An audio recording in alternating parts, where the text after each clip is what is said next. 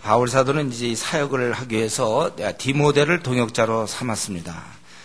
이 디모데 같은 경우에는 가정적 배경이 그의 어머니는 믿는 유대 여자여 아버지는 헬라인이라 이렇게 되어 있어요. 그래서 이 이방인 사역이 아주 효과적입니다. 그리고 이 디모데라는 사람은 2절에 보니까 형제들에게 칭찬받는 자다. 바울 사도가 이 동역자로 삼은 사람은 난 어떤 사람일까? 보니까 이렇게 가정적인 배경도 그렇지만 형제들에게 칭찬받는 자, 그런 자라는 것입니다.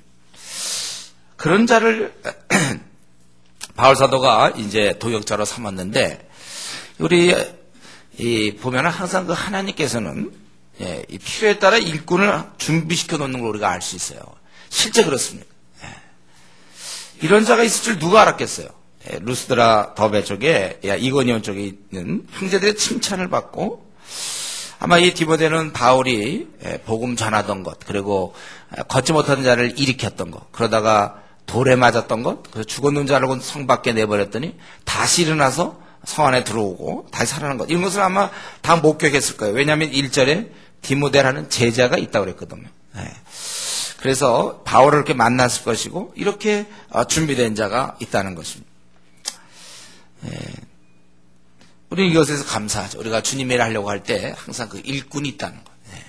그거 믿고 사실 우리가 일하는 거. 우리가 앞으로 수십만 명을 앞으로 이 일꾼으로 키워서 세계를 향해 한판 싸우자 이럴 때는 그 준비된 자들이 있을 거다, 이걸 믿기 때문에 하는 것이지, 그거 없으면 우리는 아예 손도 못 댈 겁니다. 근데 이렇게 준비된 일꾼은요, 이 티가 나요. 이게 중요한 거죠. 티가 난단 말이에요. 여기 보면은 형제들에게 칭찬받는 자. 일꾼이 되려면요, 일단 이 티가 나야 돼. 칭찬받는 자. 항상 성경의 가르침이 아닙니까? 감독을 뽑을 때, 오늘날 따지면 장로나 집사 뽑을 때 보면 제일 먼저 15가지 조건 중에 디모데전서 3장에 제일 먼저 나오는 것이 주위 사람들에게 칭찬받는 자인가, 아무런 그런 어려움이 없는 자인가. 이게 중요해요. 여러분, 주위 사람한테 있잖아요. 벌써 이렇게 원만하고 칭찬 듣는 사람, 그 사람이 일을 잘할 거 아닙니까? 너무 쉬운 얘기죠. 이 칭찬받는 자, 주위 사람에게, 이런 거 우리는 늘 대할 때마다, 디모데는 칭찬을 받는구나. 나는 좀 어떨까? 나는 주위 사람들이 나를 볼 때 어떻게 봅니까? 정말 신실한 사람, 이런 신실한 사람이 있는가?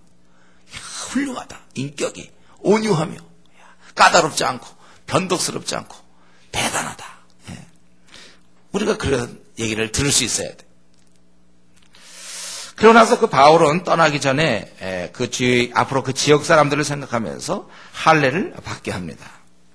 바울은 절대로 구원을 얻는 데는 예수 그리스도의 보혈 이외에는 절대로 타협한 적이 없어요. 그래서 그 싸움에서도 절대로 지지 않았잖아요, 바울 사도가. 절대로 그 구원 얻는 자격에 있어서 예수 그리스도의 피 외에는 절대로 허용한 적도 없고 용납한 적도 없습니다. 그러나 구원 문제가 아닌 상황에서 그럴 때는 언제든지, 우리 지난번 야고보 그 지도자가 했던 것처럼 언제든지 그건 양보할 수 있다는 거예요. 그래서 우리 고린도전서 9장 19절 23절에 보면 그는 여러 사람에게 여러 모양이 되었다고 그렇게 얘기하고 있습니다. 이렇게 해서라도 유대인들이 주님께 돌아올 때 생기는 그런 장애물을 제거하려던, 우리는 이런 마음을 배워야 된다는 거야. 이런 마음을 갖고 있어. 내 스타일을 너무 고집하지 말고, 신앙의 본질도 아닌데. 저는 어릴 때 이제 워낙 그 장목이 오래된 그런 데 자라서 그런데, 그런 건 참 많았어요. 무슨 찬송가는 꼭 어떻게 세워놓으면 안 된다든가, 또 세워놔야 된다든가, 이런 것들. 어떤 성경에 밑줄을 그으면 안 된다든가. 이상 그런 거 갖고 이렇게 우기고, 성경의 본질적이 아닌 것 같고 말이죠. 너무 이렇게 우기고, 그럼 각자의 그런 믿음은 로마서 15장에 있는 것처럼 각자의 그런 믿음의 어떠한 그 차이가 있어요. 그걸 잘 보면서 할 수 있어야 될 것입니다. 그러니까 이렇게 좋은 동역자를 뽑고, 또 이런 신앙의 이런 장애물들을 제거해 주자 결국은 다니면서 그가 이러한 예루살렘에서 결정된 걸 다 규례를 주어 그들을 지키게 하니 5절에 이에 여러 교회가 믿음이 더 굳건해지고 수가 날마다 늘어갔다. 그렇게 되어 있습니다. 아니 복음이 제대로 전해지면 당연히 어둠 가운데 있던 영혼이 돌아오는 게 정상 아닙니까? 우리나라는 그동안 너무 성장지상주의, 그 숫자 갖고 너무 숫자 노름을 너무 많이 해가지고 그거에 대해서 사람들이 알레르기가 있어요. 그러나 그 말이 아니 우리가 영적 싸움에서 사람을 이기고 사람을 자꾸 끄집어내면 수가 느는 게 그 정상 아닙니까? 예. 싸움에 이겼다는 거죠. 그만큼 악한 마귀로부터 어둠에 있는 자들을 끄집어냈다는 거 아니에요. 이런 면에서요, 교회의 그런 양적인 부흥, 예. 그것은 제대로 되는 것입니다. 복음이 정상적으로 잘 소개되고 있고, 그리고 믿은 사람을 잘 양육한다면 어째서 교회가 수적으로 부흥을 안 하겠습니까? 우리 한국 교회가 지금은 이제 이렇게 쇠퇴하고 있고 1년에 20만 명씩 잃어가고 있고 이단에게 다 빼앗기고 있지만 깜깜한 싸움, 깜깜한 정말 이런 상황이죠. 지금 아주 답답한 상황이에요. 근데 한국 교회도 한때 깨어 있을 때가 있었어요. 그때는 막 정말 전도도 열심히 하고 한국 교회가 정말 깨어 있을 때가 있었습니다, 여러분. 지금 뭐 교회들이 대부분 지금 하루에 한 교회 이상 문 닫던가 그럴까요? 지금 계속 줄어들고 있고 그나마 있는 성도들이 타협하고 있고 집사라도 술 마신다니까요. 술 취하지 말라고 그랬지. 술 먹지 말라는 얘기 어디냐. 이런 식의 얘기를 한다. 아니 주님을 어떻게 기쁘게 할까? 그런 일을 해야지. 그럼 자기가 몽롱하게 돼가지고 술 취함의 범위가 어디까지입니까? 한 잔은 됩니까? 두 잔도 되고 언제까지? 많은 성도들이 사실은 지금 우리 많은 성도들이 세속화되고 관심이 재테크에 있고 어떻게 하면 직장만 어떻게 하면 자기와 자기 가족 먹고 사는 문제 이것을 벗어나 다른 사람을 먹이는 문제 다른 사람을 끌어당기는 문제 가서 제자 삼으라고 했던 이 명령에 순종하기보다는 그냥 보통 이제 집사다 뭐 권사다 장로다 교회 직분자다 그래도 보면 그냥 교회 생활해요. 그리고 직장 생활하고 집에 와서 그저 뭐 텔레비전 보고 자고 월화수목 그러다 주일날 가서 교회 봉사 좀 하고 식사 때 좀 기도하는 거 성경 조금 읽는 거 그 이상 전혀 나가질 않는단 말이에요. 전쟁은 벌어졌는데 군인이 자기 그냥 생활 착실하게 그렇게 하고 있지 가서 적을 죽여야 되는데 죽이질 않아. 그러니까 한국 교회가 이런 면에서 지금은 그러니까 지금의 한국 교회를 생각하면 안 됩니다. 하나님 부흥 주실 때 한국 교회 성도들이 깨어 있을 때 그때는 숫자가 막 늘었어요. 막 늘어나서 있죠. 정말 폭발적으로 늘었습니다. 그래서 거의 1000만, 1200만까지 가다가 850만 혹은 600만으로 줄어든 거예요. 그리고 이제 그 사이에 가톨릭이 500만으로 늘어났고 불교는 1000만 명 넘은 숫자는 절대로 떨어져 내려온 적이 없습니다. 이런 상황이에요. 그런데 오늘 본문에 뭡니까? 이렇게 되었을 때 교회가 믿음이 더 굳건해서 수가 날마다 늘어간다. 우리 사도행전 2장 47절에도 제대로 되었을 때 주께서 구원받는 사람을 날마다 더하게 하십니다. 이렇게 되어 있어요. 이런 면에서 우리 한국교회 다시 800만, 850만, 600만 여기서 다시 치고 올라가야 돼. 그 말은 뭡니까? 많은 영혼을 구원한다는 거예요. 제 기능을 감당하고 있다는 것이죠. 의사들이 모여갖고 그러면 점점 환자가 줄어들어야죠. 건강한 사람이 늘어나야 되는 건 당연히 의사들이 많이 있어서 곳곳에 있다면은 환자가 점점 줄어들어야 되는 거예요. 그래서 우리 초대교회 막 3,000명, 5,000명씩 돌아오지 않았습니다. 그리고 사도행전 9장 31절에도 수가 더 많아지더라. 또 많은 사람이 믿더라. 9장 42절, 11장 22절에도 보면 제대로 됐을 때 수많은 사람이 돌아왔다. 저는 우리가 그렇게 돼야 되고 우리 교회도 마찬가지입니다. 그렇게 돼야 된다고 생각합니다. 이제 이렇게 디모데를 이제 데리고 그러고 나서 선교를 시작하는데 마게도냐로 떠나게 된다. 유럽 지역으로 떠나게 되는 거예요. 여기 보면 이제 여러 지명이 나오죠.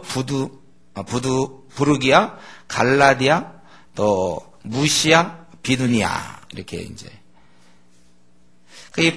이게 시계로 따져 본다면 제가 이렇게 좀 생각해 볼 때 여러분 제가 이걸 어떻게 할 수가 없었는데 여기 이제 우리 예루살렘 여기 절을 보세요. 이럴 때는 절을 좀 봐주세요.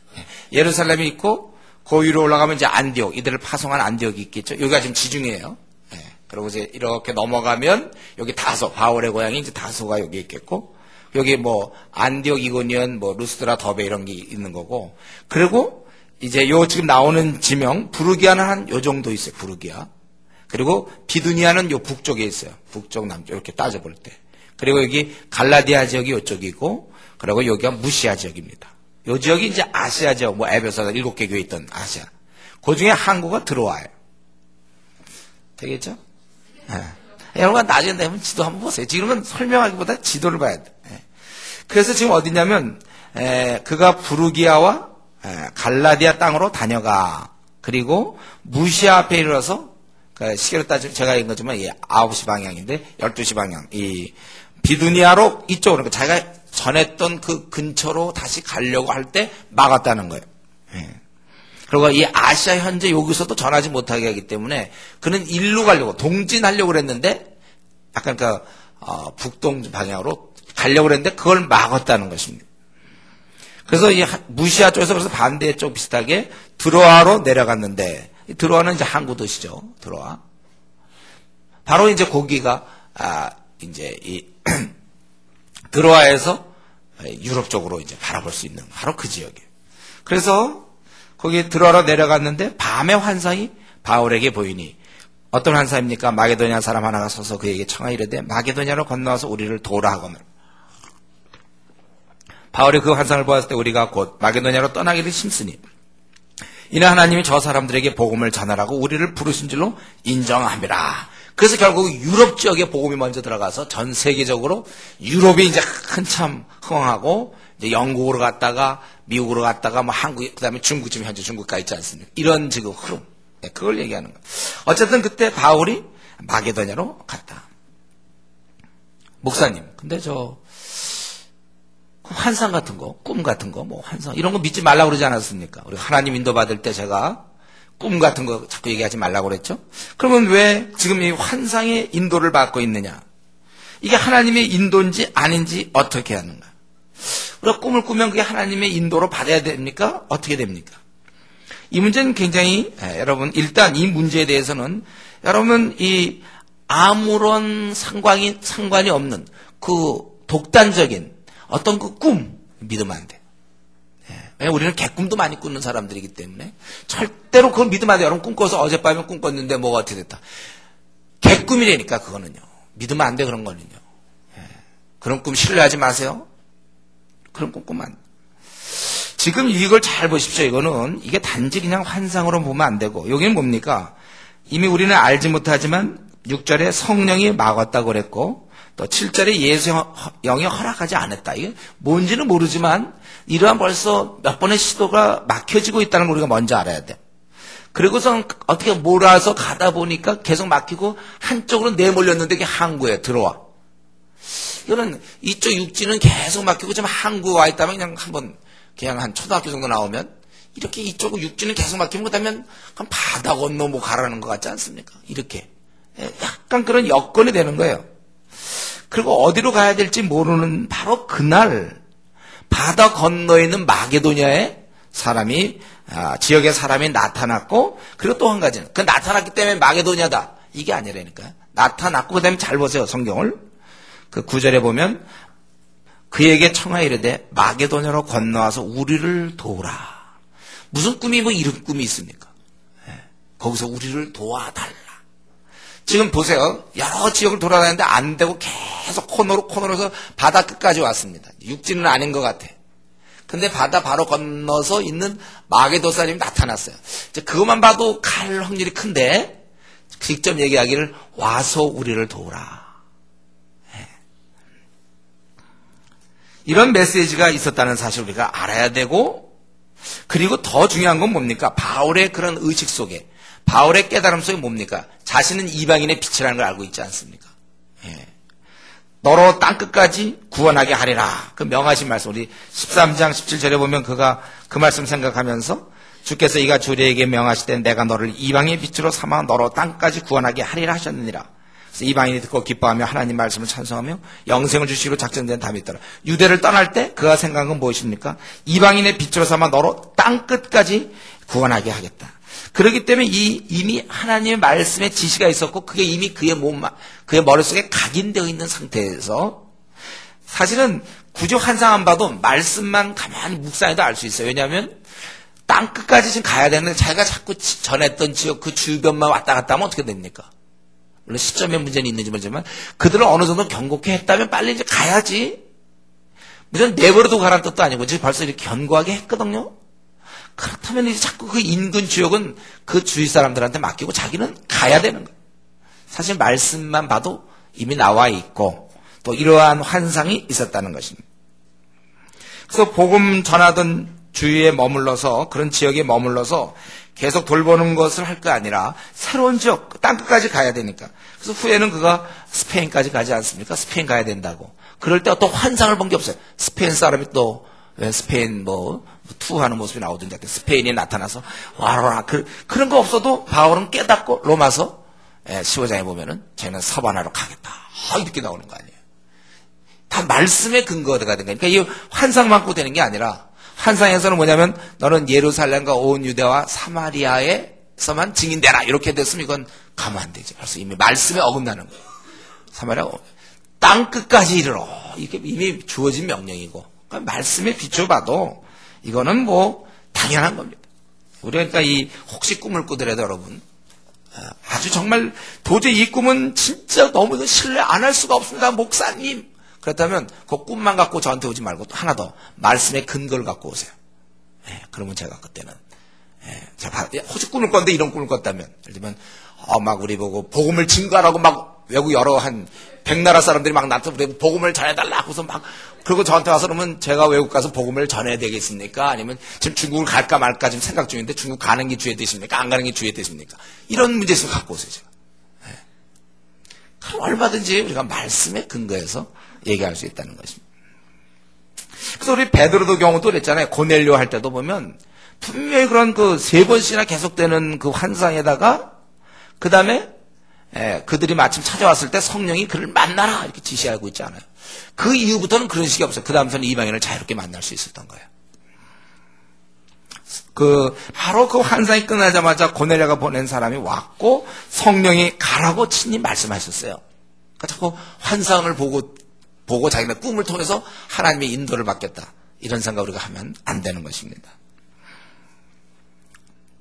그렇기 때문에 전후 문맥과 하나님의 지지가 희비한 상태에서 본인이 꾼 꿈을 의지할 경우 자체 신비주의에 빠질 가능성이 크고 그러다 보면 말씀의 인도에서 벗어나기 시작해요. 꿈에서 되는데 뭐. 말씀의 인도 우리는 주의 말씀은 내 발의 등이요 내 길의 빛이니다. 이걸 잊어버리게 된다니까. 꿈을 대부분 사람들이 좋아합니다.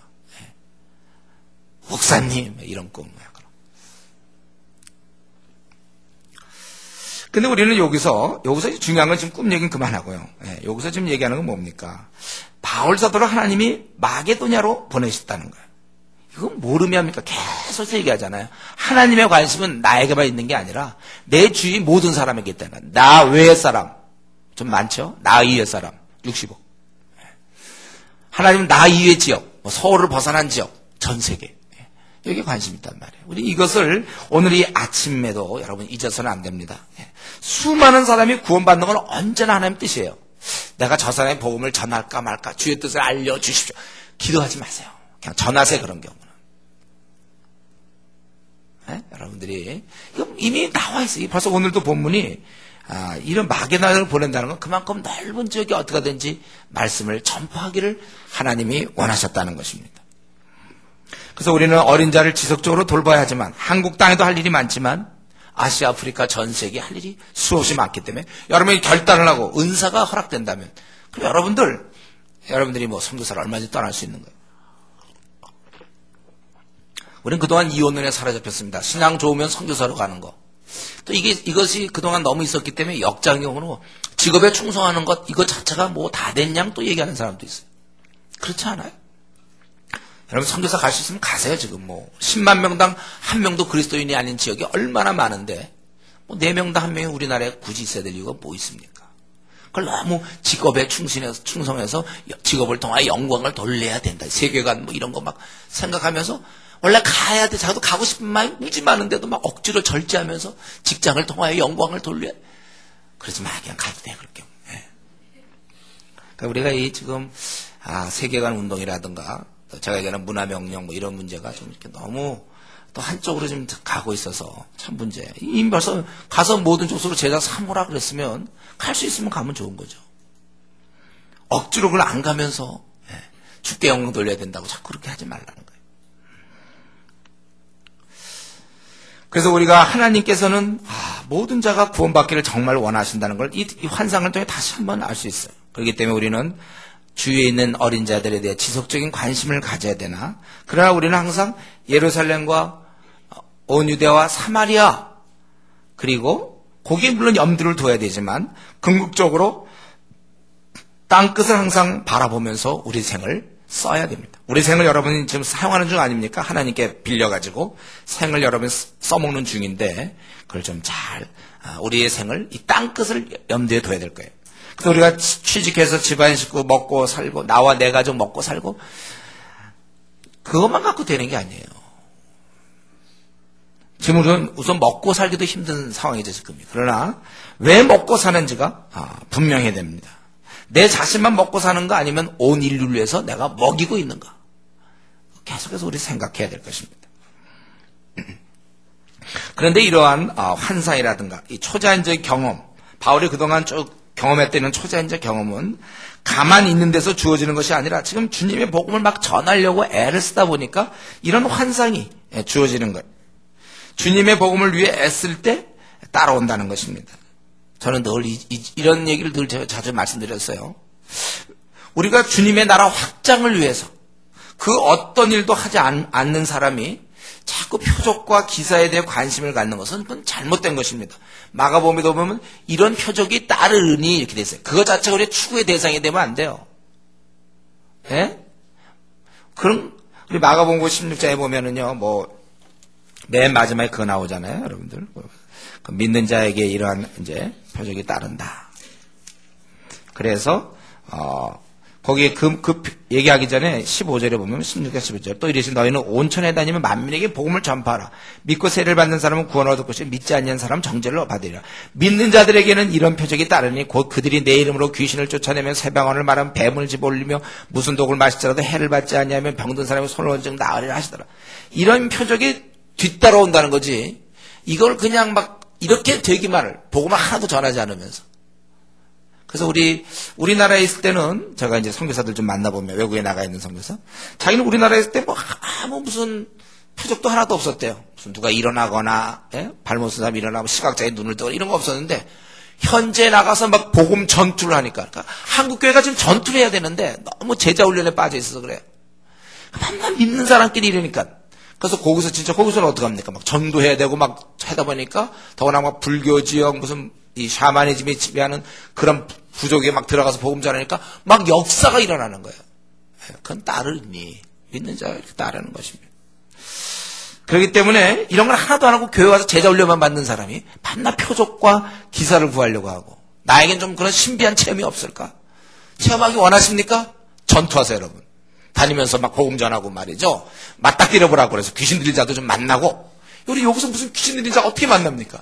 천국을 할 때는 귀신 들린 자 맞을 수 있지만 뭐 어떻게 만나겠어요? 무슨 재간으로? 그러니까 이게 나올 게 없어. 나올 게. 내 힘이 어느 정도 되는지 뭐 씨름을 한번 해본다든가 그러면 내가 허약하다든 강하다, 이게 혼자서 뭐 자기 에너지가 어느 정도 되는지는 뭘 가만히 있어갖고는 안 되죠. 뭘 하나 들어 올려본다든가 해야 이게 되는 건데, 이런 걸 하나 들어 올려본다면 힘이 이 정도가 나는데 가만히 있으면서 알 수가 없어. 그게 따르리니, 물론 그래서 공동체적으로 얘기하는 거죠. 한 개인보다는. 그런 것이 보여진단 말이에요. 그런 표적. 그렇기 때문에 우리가 주님을 위해서 시간을 내고 에너지를 쏟으며 가서 모든 족속 제자를 삼으려고 애를 써볼 때, 직장에서는 정말 동료들을 거듭나게 해보려고 막 애를 써보고, 이렇게 애를 쓸 때 우리는 풍성한 영적 경험을 체험하게 되는 거예요. 비로소. 그러니까 하나님을 살아계심을 아는 자는 더 체험하게 돼요. 그래서 주님의 이건 제 생각입니다. 성경적이지 않아요. 물론 우리가 이제 예수 믿었기 때문에 이 땅에서 바라볼 게 뭐 있습니까? 천국에 이제 그것을 선물로 주시니까 영생을 우리가 받았고, 더 이상 우리가 욕심 부릴 거 없는데, 그럼에도 불구하고 주님의 일에 열심인 자가 그 나라 가서 칭찬 듣는 것, 그것 말고 저는 이 땅에서 또 있다고 생각해요. 축복이. 바로 요점입니다. 예, 바로 풍성한 영적 경험들. 하나님이 함께 하신, 병자를 막 낫게 하고, 귀신들이 날 쫓아내게 하며, 그런 어떠한 표적과 기사, 이런 것도 저는 경험할 수 있다고 생각해요. 이게 선물이라고 생각합니다. 그래서 우리는 주님의 일에 충성하면 할수록 더 풍성함을 얻게 되어 있는 거예요. 그래서 있는 자는, 제가 늘 강조하죠. 있는 자는 더 받아 누리게 되는 거고, 없는 자는 그 있는 것도 빼앗긴다고 그랬는데, 안 믿어요, 사람들이 이 말을. 없는 자는 그거조차도 빼앗긴다고 하는데 그 말을 안 믿는다는 거예요. 지금 무슨 말입니까? 열심을 내는 사람들은 더 깊은 세계에 들어가는 것이고, 미지근한 사람은 그 미지근의 정도가 점점 더 깊어져요. 그러니까 미지근해 점점 더 차가워지게 되어 있습니다. 조금 남아있는 그 따뜻한 온기도 빼앗게 되어 있다는 거예요. 그래서 내가 지금 좀 놀다가 때가 되면 그땐 저는 주님을 위해서 열심히 일하겠습니다. 이렇게 얘기할 때 그 말을 제가 안 믿는 이유는 지금 그 정도 얘기할 만큼의 신앙도 있는데 좀 더 지난 다음에는 그렇게 얘기할 만큼 때가 되면 주님을 위해서 열심히 섬기겠다는 그 조그만 믿음조차도 없어져 버린다니까요. 지금 우리가 예를 들면 내가 돈이 주어졌다. 퇴직을 했다. 사업 자금이 주어졌다. 그럼 이 돈 갖고 빨리 써먹어야지. 자꾸 까먹으면서. 자기가 돈 자꾸 까먹고 있으면 그만큼 사업은 앞으로 큰 사업하기가 어렵다는 거예요. 자꾸 매달 한 200만 원씩 까먹고 있으면 만약에 퇴직 자금 얼마 1억이 주어졌다 한 3억이 주어졌는데 이거 매달 한 200만 원씩 까먹고 때가 되면 이제 사업 좀 이제 해봐야지요. 이러고 계속 까먹으면 나중에 이제 딱 보면 한 500만 원 남아갖고 사업하려면 무슨 사업하겠습니까? 기회가 있을 때. 지금 그만큼 나도 때가 되면 주님께 충성해야지. 그거만큼도 까먹지 않아요. 지금 제가 무슨 얘기하는지 이해되겠어요? 지금 뭘 까먹고 지금 뭐가 투자되고 이해되죠? 안 되는 척하지 마세요, 여러분. 다 되고 있죠? 그럼 요걸 약간 이해가 안 돼야 계속 미지근을 유지할 수 있으니까 억지로 막 이해를 안 시키려고 하는 그런 노력들 하지 마세요. 다 이해되면서. 무슨 말입니까? 지금 당장 열심히 내지 않으면 오늘부터라도 그만큼 더 불리하다는 거. 지금 창업자금 까먹고 있는 중이에요. 벌써 몇 개월째 까먹고 있었습니까? 신앙을 하면 점점 떨어지게 돼 있어요. 근데 이건 오늘부터 이제 열심히 내면 돼요, 여러분. 아주 쉬워요. 우리는 오늘부터 열심히 내면 되는 거예요. 그리고 이제 그는 드디어 마게도냐에 가겠습니다. 배를 타고 떠나서, 그 당시 비행기 없으니까 배 타고 갔겠죠. 그래서 배로 떠나서 이제 마게도냐 지역에 갔는데 빌립보에 이르렀다고 했습니다. 12절에 빌립보에 이르니 마게도냐 지방의 첫 성이요 또 로마의 시민자라 이 성의 수위를 유하다가 안식일에 우리가 기도할 것이 있을까 하여 문밖 강가에 나가 거기 앉아서 모인 여자들에게 말하는데 이렇게 돼 있어요. 그러니까 빌립보에는 회당이 없는 것 같아요. 바울은 보통 지역을 가면 회당에 들어가서 그런데 아마 거기 유대인들이 제대로 없었던 것 같습니다. 그래서 회당이 없는 듯하고 그래서 며칠을 보내다가 이제 알아보고 이러면서 이제 기도하려고 그러다 보니까 그 강가에 거기 앉아 모인 여자들에게 여자들이 있는 걸 보고 이제 말하게 되었다는 거예요. 그래서 우리 이제 이 빌립보 성에서 복음 전도가 시작되는데 여기 보니까 오늘 여러분이 살펴볼 인물들은 이제 세 인물이에요. 세 명의 인물이죠. 이 루디아라는 인물, 그 다음에 귀신 들린 여종, 그리고 간수. 이런 세 인물을 살펴봐야 됩니다.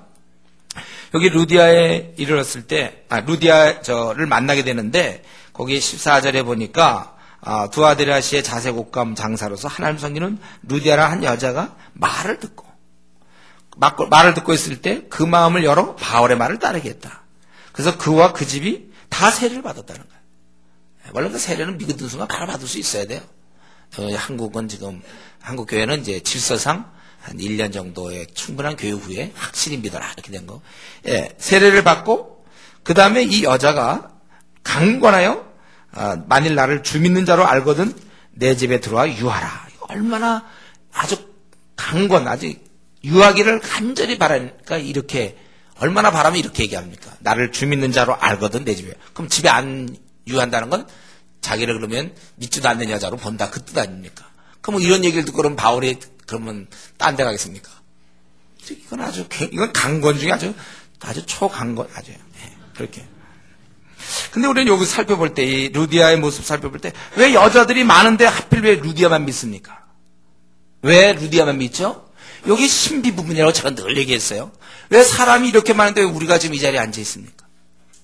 왜 어쩌다 내가 믿어서 내가, 원래 난 믿을 사람 아니에요. 저도 제가 목사고 그러지만, 저 원래 믿을 사람이 아니에요. 제가 제 자신을 들여다봐도.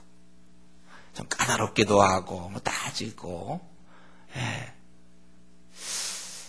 쉽게 남의 말 잘 안 듣고, 예. 제가 제 자신을 참 믿을 사람, 여러분도 그렇죠, 사실. 여러분 믿을 사람입니까? 나는 원래, 목사인 저 원래 믿을 사람이 이런 사람 있어요? 다 사실 믿기 어려운데 이렇게 믿은 거 이게 기적이에요. 하나님의 은혜고. 그러니까 우리는 이걸 경험해 놓고도 막상 복음 전하러 나가서는 어떤 사람이 안 받아들이거나 막 조롱하면 못 견디는 사람이 있어요. 모든 자가 마음이 열리는 게 아니에요. 예. 내가 말할 때 다 반응할 거라고 여러분 믿어서는 안 됩니다. 그럼 노방전도를 수없이 해야 돼. 그래서 어느 순간엔 이론이 아니라 그냥 터득이 돼야 돼. 그래서 어떤 사람이 그래서 날 비웃거나 내 말을 안 들어도 그냥 뭐 아무렇지 않은 단계가 빨리 와야 됩니다. 근데 처음 복음 전하는 사람들은 가갖고 당하면 굉장한 일 당한 것처럼. 아직 우리가 볼 때는 그 아직 애기죠. 영적인 애기. 한국 교회는 근데 이 경험도 아직 없다니까요. 자기들이 지금 복음 전하 나가기만 하면 막 믿을 거라고 생각하고 몇 년째 복음 전하지 않는 사람이 얼마나 많습니까? 나가서 그 과정을 겪어야 돼요. 당하고 무시당하고 조롱당하면서 이게 정상이다. 이러면서 그걸 머리로 처음에 알고 막 힘들어. 가슴, 막 마음은 힘든데 머리로 이게 정상이다, 정상이다가 나중에 마음도 당연히 하죠. 당연히. 예. 그렇지. 나 그러면 비웃지. 쟤들이 안 비웃으면 그게 무슨 불신자야. 예. 불신자인 주제에 예. 나에 대해서 분노하거나 비웃거나 조롱하지 않는다면 그건 특이한 불신자 아닙니까? 예. 오히려 이제 그때는 또 그게 오히려 이상하게 우리 머릿속에 좀 바뀌더라고. 우리가 그렇게 해야 돼요. 그러나 한 가지 알 것은 이 준비된 자가 반드시 있다고 그랬고 주의 약속, 추수할 곳은 씌어져 있는데 일꾼이 없을 뿐이지. 한국교회가 움직이지 않을 뿐이죠. 추수할 곳이 우리 주위에 많이 있어요. 이것까지 부인하면 안 됩니다, 여러분. 준비된 자가 있어서 우리가 나가보면 우리 몇 명이라도 이렇게 우리가 구원할 수 있지 않습니까? 준비된 자는 반드시 있어요. 그걸 믿어서 여러분들이 토요일마다 노방전도 나갈 때 정말 막 퇴짜를 받고 또 어려움을 겪지만 그래도 준비된 자가 있을 거다. 요 믿음 때문에 우리가 버티는 거예요. 근데 여기 보면 이 루디아가 예수님 믿을 때 보면 결국 어떻게 됐습니까? 그가 마음을 열었는데 언제냐면 바로 하나님 말씀을 들을 때, 말을 듣고 있을 때 주께서 그 마음을 열어. 주님의 방식이 그겁니다. 말씀이 전할 때 마음을 여는 게 주님의 방식. 가만히 있는 사람은 진공 상태에서 마음 열지 않아요. 말씀이 들어갈 때 마음을 여는 거예요. 그렇기 때문에 우리는 여기 분명 두 가지 면이 있다는 것. 하나님 말씀을 전하는 건 우리의 책임이고 마음을 여는 건 주님의 책임이라는 거예요. 우리가 영혼을 구원하고자 할 때 전 과정이 우리 손에 달린 것이 아니고 복음을 전하는 것만이 우리 몫이고 그 영혼이 구원받도록 마음을 여는 건 주께서 하시리라는 거예요. 그래서 제가 전도 집회를 가보면 사람들의 마음을 연다고 막 식전 행사가 너무 많아. 전도 집회. 저는 지금 말씀을 막 전하려 가는데 그래서 율동도 하고 서로 눈을 쳐다보며 이러고 마음을 제가 보면 닫아. 네. 저는 전도 집회 가면 제발 좀 식전 행사 좀 빨리 끝내줬으면 좋겠어요. 빨리 가야 그 마음을 열어보겠다고. 바라별 거 다 하고 옆 사람과 악수하시오. 이걸 해봅시다. 막 그러지 말고 좀 놔두면 그냥 제가 가서 말씀을 전하면 마음이 열려서 주님을 믿을 텐데. 그러니까 오히려 그런 거 한참 하고 진짜 나빠진 다음에 이제 시간 된다고 중간에 가버리고 말씀 듣다 말고. 그러니까 너무 많이 봤어요. 그 전도 집회를 운영하는 사람이 영혼에 대한 경험이 없구나. 느끼는 거야, 가서. 그래서 이제 교회 많이 다니는데, 가서 이렇게 이제 앉아있으면, 전 정말 그때 기도해요. 이들의 마음 열기를 위해서 기도하는 게 아니라, 저 사회자가 그만 좀 내려와 주기를 주여. 말씀이 사람의 마음을 여는 거거든. 네. 말씀 들으면서 다 회개하고 거듭나는데, 왜 그렇게 막 열심히 그냥 미리 마음을 다 열어놓고 이제 내가 아주 좋은 찬양을 한다? 그건 좋아요. 그 찬양이라는 가사하고 말씀이 들어가는 거니까. 어쨌든 우리는 그 영혼이 구원받도록 그 마음을 여는 것은 주님이 하신 일이에요. 그렇기 때문에 우리가 할 일만 하면 되는 것입니다. 한 영혼이 내가 복음 전했는데도 안 따라온다고 해서 우리가 그것 때문에 낙심하면 안 돼. 다만 내가 혹시 복음을 제대로 전하기는 했나? 그것만 살펴보면 되는 것입니다. 그래서 제가 우리 주보에 통계 나올 때도 사실은 영접하는 사람 우리 지금 3월부터 우리 4월 한 2달 사이에 복음을 들은 사람이 800명이고 영접한 사람이 99명으로 돼 있나 그렇죠? 이 99명 숫자보다 사실 800명의 숫자가 중요한 거예요. 복음을 들었기 때문에 그들이 이제 믿고 안 믿고는 그때는 성령의 역사할 문제다. 우리가 그 일을 제대로 해야 되는 것입니다. 우리가 입을 열어 복음 전할 때 세상 사람들은 비로소 구원받을 기회를 얻게 되는 것입니다. 그래서 우리가 토요일 날 그냥 내가 복음 증거하러 나가지 않으면 세상 사람들은 애당초 구원 얻을 수 있는 기회마저 상실하게 되는, 내가 쉬고 있는 동안 그들은 구원받을 기회를 놓치게 된다는 것을 우리가 명심해야 되는 것이고, 그가 믿든지 안 믿든지 복음을 알리는 것, 때를 얻든지 못 얻든지 기회가 되든지 안 되든지 그 알리는 것이 너무나 우리가 중요한 일임을 명심해야 되는 것입니다. 그 계속해서 이제 원래 귀신 들린 여정 얘기해야 되는데, 루디아의 이런 행태 한 가지만 살펴보면 이 루디아가 강건, 루디아가 이거 강건하는 모습, 왜 루디아는 왜 강건합니까? 그만큼 그 믿고 나니까 복음과 말씀을 좀 더 알기를 원했다는 거예요. 어떻게 하든지 그는 사도들과 교제를 더 하려고 했다는 것입니다. 이것이 바로 그 루디아가 확실히 구원받았다는 것을 우리가 알 수 있는 증거가 되는 거예요. 여러분, 우리가 생애 처음 주님을 믿게 되었는데 어찌 그 세계에 대해서 아는 것을 우리가 멈출 수가 있습니까? 계속 알아가고 싶다는 것은 그 안에 생명의 씨가 심겨져 있기 때문이라는 거예요. 그래서 원래 정상적인 신앙을 가지면요, 우리는 늘 말씀을 보고 기도하고 싶고 성도와 교제하고 싶고 또 전도하고 싶고, 이건 누가 시키지 않아도 그렇게 애를 쓰게 되어 있는 것입니다. 성경에서 말하는 대로 육신을 따르는 자는 육신의 일을, 영을 따르는 자는 영의 일을 생각하는 걸로 되어 있어요. 좀 돌려주세요. 이게 참 설계 중에 이렇게. 육신을 따르는 자는 육신의 일을, 영을 따르는 자는 영의 일을 생각한다. 자, 저를 집중하세요. 중요한 얘기 하니까. 우리가 제대로 예수님 믿었을 때 이 루디아 같은 반응, 정말 어떻게든 사도 말을 조금 더 듣고 사도와 교제하고 싶은 그런 마음이 드는 게 정상이라는 것이에요. 그래서 성경에 있는 그대로 육신을 따는 자는 육신의 일에 늘 먹고 사는 일에 관심, 그저 자녀 어딜 보내느냐, 뭐 자녀를 뭐 어느 대학에 보내고 이제 시집 장가 보내고, 또 항상 뭐 아니면 또 그 전에 자기 있으면 어떤 직장을 들어가고, 항상 그런 쪽 먹고 사는 일, 집, 재테크 이런 데 관심이 있어요. 그러나 영을 따르는 자는 영의 일, 어떻게 하면 주님의 나라가 확장을 할 수 있을까? 내 직업을 통해서 어떻게 확장하고 어떻게 우리 자녀를 더 하나님 나라의 백성으로 키울 수 있을까? 이런 일에 관심을 갖게 된다고. 그건 자연스러운 일이라는 거예요. 자연스러운 일이다. 내가 지금 돈에 관심 있는 사람은 항상 재테크 이런 데 관심이 가지 않습니까? 그건 뭐 당연해요. 그쪽에 정보도 많이 알게 됐고. 여러분, 이러면서 우리는 어떻게 해야, 참 나는 내가 거듭난 자로서 내 안에 있는 영적인 생명이 있는데 이 루디아처럼 이런 영의 일에 더욱 관심을 가질까? 내가 분명히 거듭난 자인데 왜 나는 이렇게 영적인 일에 흥미를 잃어버렸을까? 기도하라면 그냥 억지로 1시간 하려니까 억지로 그냥 하긴 하는데 기도할 마음도 별로 안 생기고, 성경도 뭐 좀 연구도 하고 읽으라 그러니까 읽긴 읽는데 별로 이렇게 뭐 마음이 안 생기고, 또 전도하라 그래도 그냥 하긴 하지만 어떻게 하면 기회가 되면 안 할 수 있으면 더 좋고, 왜 내가 항상 관심이 이런 영적인 일보다는 그저 먹고 살고 누구 친구들 만나 교제하고 항상 왜 나는 그렇게 됐을까? 혹시 나 거듭나지 않은 거 아닌가? 한 번 정도 체크해 볼 필요가 있어요. 어쩌면 아직도 교회는 10년, 20년 다녀도 거듭나지 않았기 때문에 생명의 씨가 없으니까 이 관심이 없다니까요. 그러니까 뭐 주의 나라 확장, 뭐 목사님, 뭐 밤낮 우리나라 뭐 1,000만의 불교 신자가 있고, 아시아 아프리카에 9억 1,000만의 모슬렘과 8억 정도의 힌두교인, 불교 4억인데 우리 기독교인이 2억밖에 안 되니 이걸 어떻게 좀 바꿀까? 그런 얘기 들을 때 뭘 바꿉니까? 이런.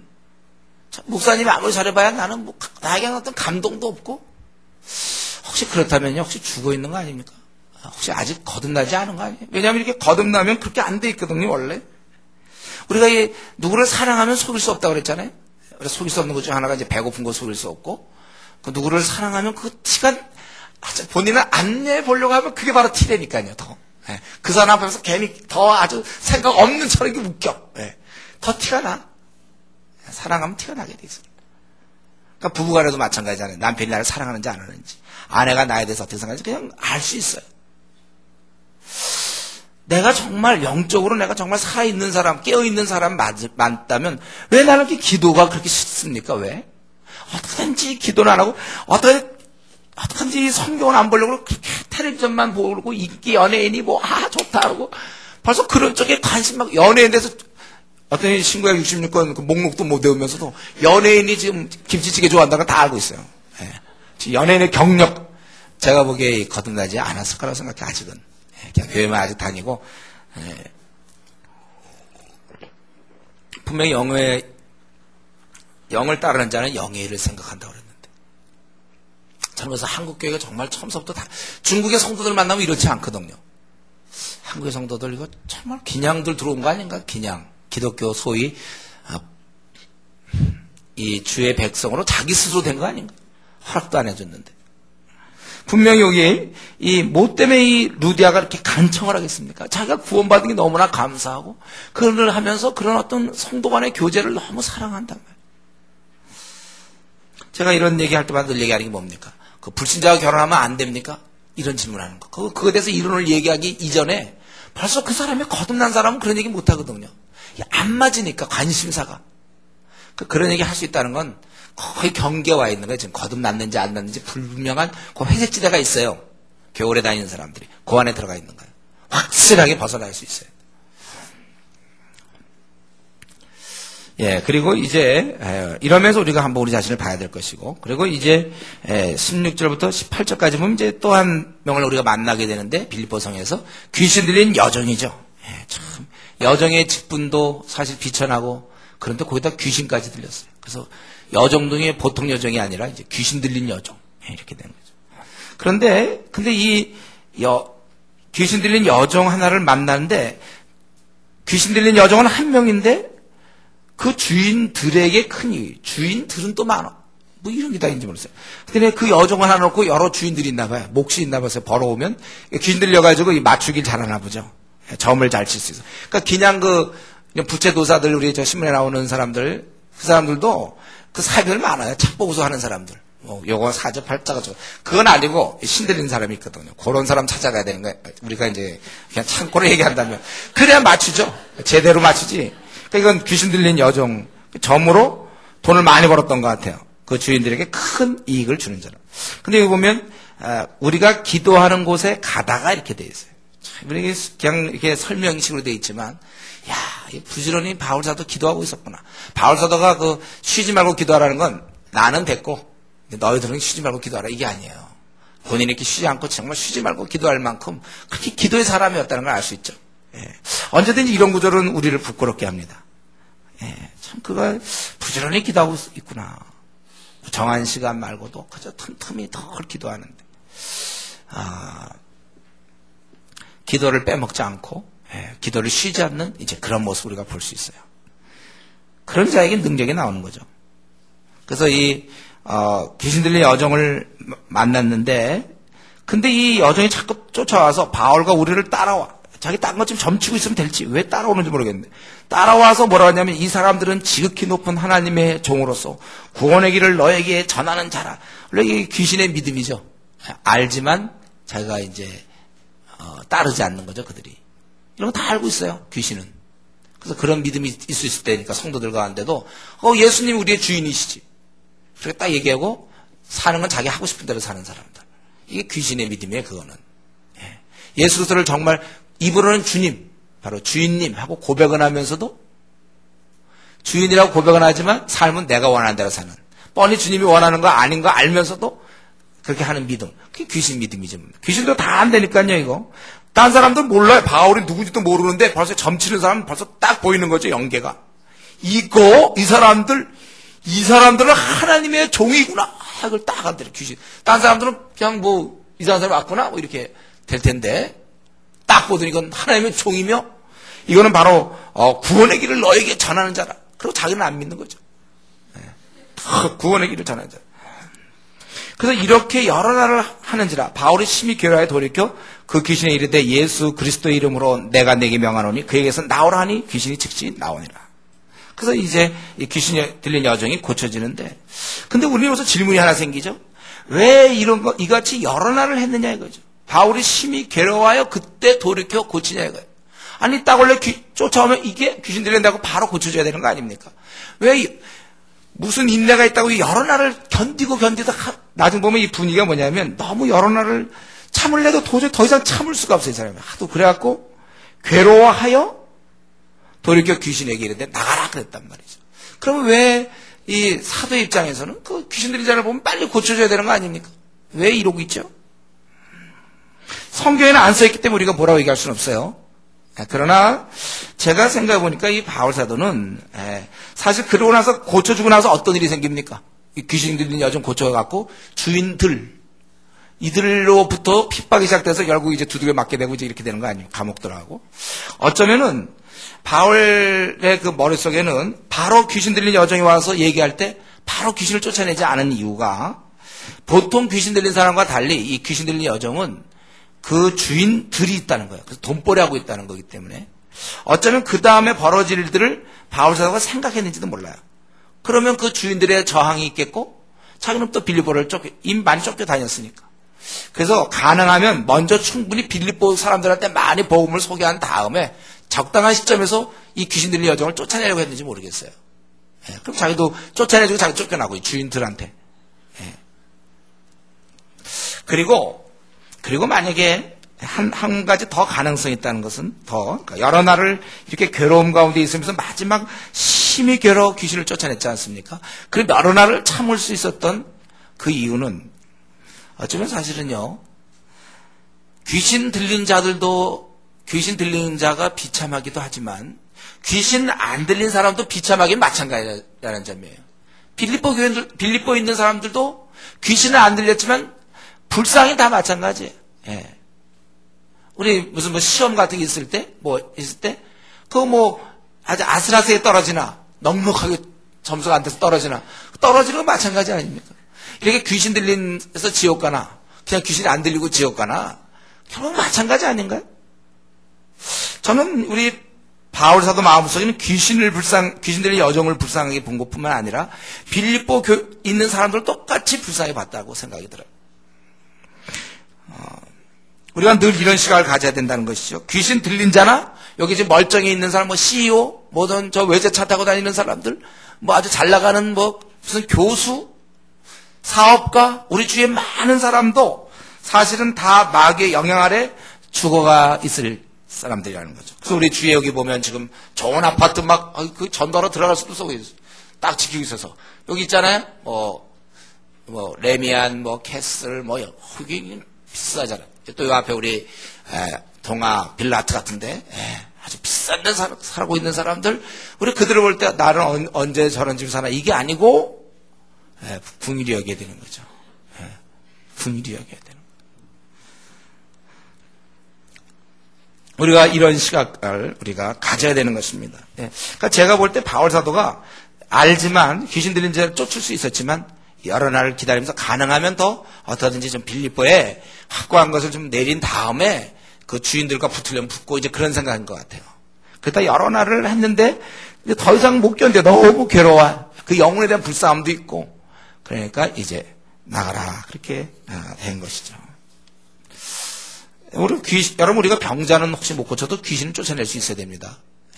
병 고치는 자겠느냐. 우리가 그걸 말씀 생각하는데, 그럼 우리가 예수님의 이름으로 귀신을 쫓을 수 있도록 우리의 어떤 기도로서 능력을 더 배양했고, 예수님의 제자들이 변화산 이후에 변화산에서 귀신을 못 쫓아냈잖아요. 그럴 때 이것을 어떻게 쫓아내냐? 기도와 금식을 통하여. 하여튼 이 기도 능력을 배양해서 우리 주위에 귀신 들린 자가 있다면 쫓아내야 될 것입니다. 그리고 세 번째 만나게 되는 사람이 이제 간수인데, 간수를 만나게 된 그 다리 역할을 하는 사람이 바로 우리가 지금까지 얘기했던 그 주인들. 이들의 활약이 이제 드러나기 시작하는 것이죠. 이들이 뭐냐면 자기들의 수익에 소망이 끊어진 것을 보고, 원래 제대로 된 주인들이라면 춤춰야죠. 그 여종이 귀신 들려 고통받았는데 우와 우리 여종이 낫다 이래야 되는데, 그 여종의 인격은 관심도 없어요. 세상 사람들이죠. 그러니까 그래서 돈에 관심이 있는 거예요. 그 영혼이 피폐해서 죽거나 말거나 귀신 들리거나 관계가 없어요. 관심이 없어요. 그것을 보고 춤췄다가 아니라 주인들은 자기 수익에 소망이 끊어진 것을 보고 바울과 실라를 붙잡아 장터로 관리들에게 끌어갔다가 상관들 앞에 데리고 가서 말하되, 이 사람들이 유대인인데 우리의 성을 심히 요란하게 하여 로마 사람이 우리가 받지도 못하고 행하지도 못할 풍속을 전한다. 이렇게 아주 모함을 했습니다. 세상 사람들의 모습이에요. 거짓말시키는 건 항상. 그때는 무리가 일제 일어나 고발하니 상관들이 옷을 찢어 벗기고 매로 칠하여 많이 친 후에, 충분히 맞은 후에, 많이 친 후에 옥에 가두고 간수에게 명하여 든든히 지키라 하니, 그가 이러한 명령을 받아 그들을 깊은 옥에 가두고 그 발을 착고에 든든히 도망가지 못하게 메워놨다는 거죠. 채웠더니, 그래서 이렇게 보면 지금 계속해서 안 되는 쪽이죠. 그런데 한밤중에 얻어맞고 몸도 피곤할 텐데 잠도 안 자고 바울과 실라가 기도를 하고 또 하나님을 찬송하는데 제수들이 그것을 듣더라. 이렇게 돼 있어요. 이럴 때 계속해서 어떤 일이 벌어집니까? 큰 지진이라고 옥토가 움직이는, 문이 다 열리며 모든 사람이 메인 것이 다 벗어졌어요. 메인 것들이 다 풀어지게 된 거예요. 그러니까 이게 일반적인 지진이 아닌 걸 알 수 있죠. 이게 다 풀려줄 수 있습니까? 지진 나면 이게 다 메어있더니 저절로 풀리나요? 그건 이상하잖아요. 간수가 자다가 옥문이 열고 보고 죄수들이 도망갔구나 하고서 자결을 하려고 그래요. 그만큼 그 당시 법이 엄중했다는 걸 알 수 있죠. 죄수를 나가면 대신 자기가 죽을 정도로 철저해서 자결을 하려고 하는데, 바울이 크게 소리질러 이르되 내 몸을 상하지 말라. 우리가 다 여기 있노라. 이 부분이 좀 특이한 부분이에요.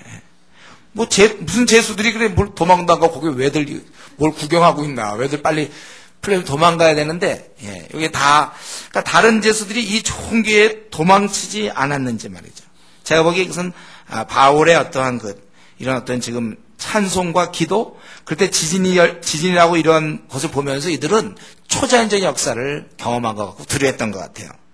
그리고 그 중심에 바울이 있으니까 바울이 도망가지 말라 아마 이렇게 얘기했는지 모르겠죠. 안 나왔죠. 저는 다 안 도망가고 다 기다리고 있는 거예요. 그래서 간수가 그걸 보면서 무서워 떨며 바울과 실라 앞에 엎드리고, 그리고 내가 어떻게 해야 구원을 얻으리까. 그러니까 바울이 이제 유명한 말이죠. 16장 31절. 주 예수를 믿으라. 그리하면 너와 네 집이 구원을 받는다. 저절로 한 사람이 믿으면 집이 구원받는다는 뜻이 아니에요. 이것은 그 사람이 이제 제대로 믿게 되면 당연한 결과죠. 내가 어떤 무슨 전염병에 걸렸다고 합시다. 그러면 내가 집안식구랑 같이 있으면 그건 당연히 걸리게 돼 있는 거예요. 그런 거는. 그렇게 돼 있는 거예요.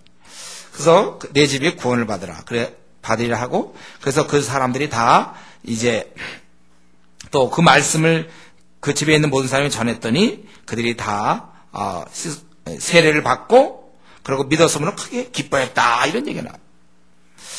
그래서 여기서 우리 간수가 빌립보성에 있는 이 간수, 그가 여기서 구원받은 사건을 우리는 보게 됩니다. 근데 우리는 여기서 한 가지 생각할 것은, 이 간수가 말이죠, 막 자결하려고 하다가 바울이 우리가 다 여기 있노라 그랬을 때 간수가 그 다음에 나온 얘기가, 이 간수가 원래 참 그 다음 나올 얘기가, 그렇다면 너무나 고맙습니다.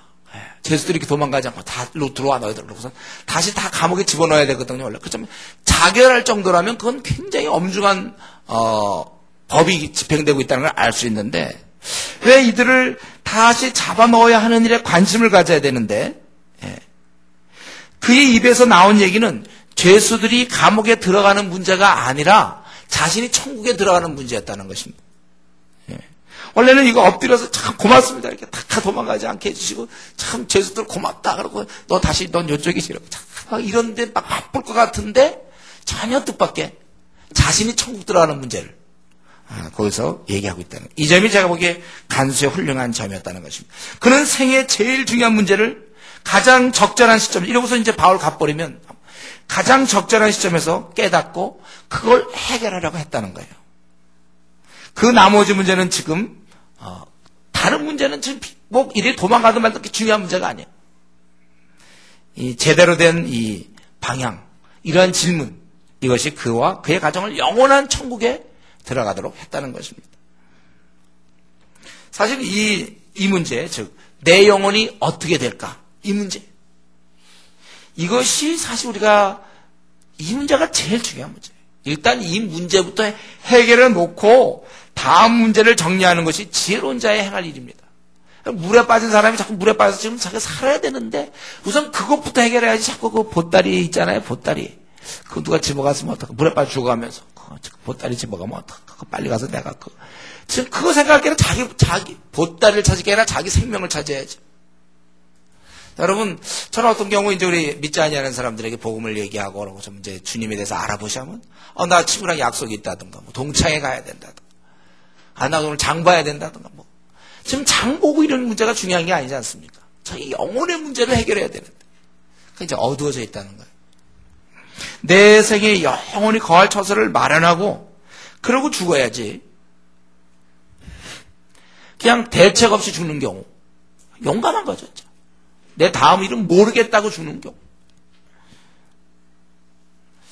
우리가 이 간수는 말이죠. 가장 심각한 순간에 육신의 구원 문제가 아닌 자신의 그 직장을 계속 보존할 수 있도록 죄수를 잡아들이고 막 그들을 막 그래도 도망갈까봐 어떻게 위험을 아니면 동료 간수를 불러서 어떻게 다 이렇게 감옥에 집어넣는 문제가 아니고 육신에 사는 문제가 아닌 영혼의 구원 문제를 가장 중요히 생각하고 그걸 해결했다는 것입니다. 이 면에서 우리가 분명히 이 자리에 앉아 계신 여러분들은 분명히 이 문제부터 해결해야 될 것입니다. 그리고 이제 우리 바울과 실라의 모습을 좀 살펴볼 수 있는데 이 감옥에서 이 태도가 뭡니까 이게? 그렇게 얻어맞고 사람이 지치고 매 맞는 것도 지치거든요. 예. 아프고 그러니까 잠이나 청해야 될 것 같은데 예. 사실 이 바울과 실라는 지금 애매히 매를 맞고 사실 바울 실라 잘못한 게 뭐가 있습니까? 그 귀신을 쫓아내주면서부터 그 주인들한테 그리고 관리한테 끌려갔고 모함을 받고 옷이 찢기고 매 맞고 감옥에 들어와 착고에 차이는 지금 그런 상태. 여기까지 쭉 보면 일련의 사태는 다 안 좋은 쪽으로 꼬이고 있어요. 근데 여기서 바울과 실라는 위축된 모습이 없습니다. 아니면 괜히 불평. 하나님이 기껏 막 환상 중에 마게도인을 보게 해가지고 와갖고 기껏 나를 인도한 게 그래 얻어 터지게끔 말이죠. 감옥에 들어오도록 그게 인도냐 하나님이 인도? 예, 뭐 회의를 하거나 하나님이 나를 갖다 사랑하시고 나를 이끄시는데 그래 지금까지 하나님이 지금까지 날 인도하시는데 그러면 이렇게 하시겠느냐? 매 맞게 하려고 하나님 날 일로 보내셨나? 매 맞고 두들겨 맞고서 감옥 들어오라고? 하나님께서 회의하거나 이런 건 절대 없어. 불평 없습니다. 예. 그는 최악의 조건에서 즉 낯선 땅에 자기가 언제쯤 감옥에서 나갈지도 몰라요. 예, 매 맞고 감옥에 들어왔지만 거기서 그는 기도와 찬양 또 이렇게 기도와 찬양을 할 때 상황이 역전되는 거예요. 이에 갑자기 그거 찬양할 때 갑자기 큰 지진이 났다고 그랬습니다. 그리고 감옥문이 열리고 어째서 착고가 다 풀립니까? 예. 그래서 그 다음에 결국은 간수 회심에 이르기까지 놀라운 일이 벌어지는 것입니다. 우리 이런 거 볼 때 다시 한번 이런 일들이 지금 기도와 찬양으로 시작됐다는 거, 이걸 기점을 해서 바뀌었다는 걸 생각해야 돼요. 우리는 바울 사도가 이렇게 힘든 상황, 불평을 하려면 얼마든지 할 수 있는 상황인데 그 현실에 함몰되지 않고 낙심이나 비판하지 않고 비관하지 않고 하늘나라 백성답게 찬양과 기도로 이런 아주 안 좋은 조건에서 찬양과 기도로 이 상황을 뚫고 나간 것을 우리가 배워야 될 것입니다. 여러분, 우리가 이것이 저와 여러분 이 나그네 길을 가면서 어려움을 당할 때 아주 좀 불평스러운 정말 이게 답답한 일, 불만스러운 여러분 겪게 될 때, 속상할 때, 잠이 안 올 때 우리가 해야 될 일이 바로 이런 모습, 찬양과 기도. 힘들 때, 원망스러울 때 찬양해야 돼요. 그럴 때 우리가 변화되기 시작한다는 거야. 다시 한번 그래서 우리가 힘들 때는 기도와 찬송이지 원망이 아니라는 거. 자꾸 원망하고 싶죠, 여러분? 좀 불평하고 싶죠? 내가 하나님 이렇게 힘든데 내 모양이 여기 이 모양 이 꼴이 뭡니까? 주님께 충성했는데. 자꾸 우리는 그렇게 생각하고 그렇게 하려고 그럴 때가 많아요. 그러나 여러분 불평하지 마십시오. 우리 바울과 실라만큼 이렇게 우리 밑바닥에 가보지도 않았고 우리가 이럴 때 오히려 찬양을 해야 돼. 불평 대신 찬양. 최근에 여러분 혹시 불평한 일 있습니까? 비관하거나 낙심한 일 있습니까? 그 순간 여러분 기도했습니까? 찬양했습니까? 우리는 찬양하고 기도하는 사람이 돼야 돼. 그리고 이제 35절부터 40절까지 이제 마무리인데 참 이 순간에 나리샘의 상관들이 부하를 보내어 이 사람들을 놓으라니. 그러니까 이 간수가 참 난처했을 거 아닙니까? 이제 다 잡아넣었지만 거기에는 자기 생명의 은인이 있고 영원한 구원을 주신 사도 바울이 있는데 하나님의 종이 있는데 그 잡아놓고 있는 자기가 참 난처한 거예요. 빼줄 수도 없고 다행인데 위에서 명령이 떨어지기를 놓으라 그랬다는 거예요. 참 감사한 거죠 이게.